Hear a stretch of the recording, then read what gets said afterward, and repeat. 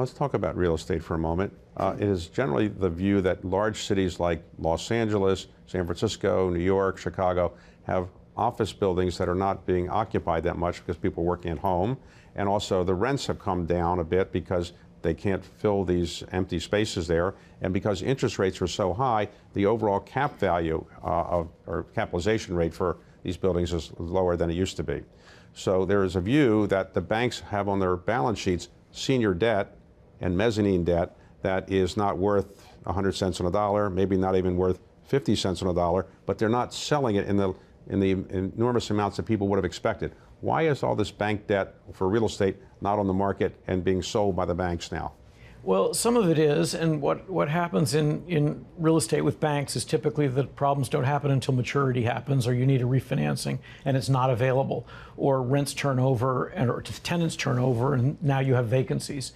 Some of these buildings are literally obsolete, David. I mean, there are buildings that were built in 1960 on 3rd Avenue here in New York that have been recapped so many times with money coming out and more debt, and with population migrating to different areas, with brand new buildings that look completely different from older buildings that might have lower ceilings and not the right kind of infrastructure. Some buildings are just completely obsolete, and there's a lot of that. I've heard estimates as much as 20% of the office building stock in the United States. So it takes a while before those problems hit, and sometimes they're not really fixable through the capital structure. Sometimes those properties are actually worth whatever the dirt is minus the cost of carting away the structure. Opportunities in real estate tend to start at the top of the capitalization and they work their way down. So the first opportunities are good properties that just weren't anticipating 6% interest rates, they were anticipating 3% interest rates. And when debt becomes due, they have to figure out a solution to that problem.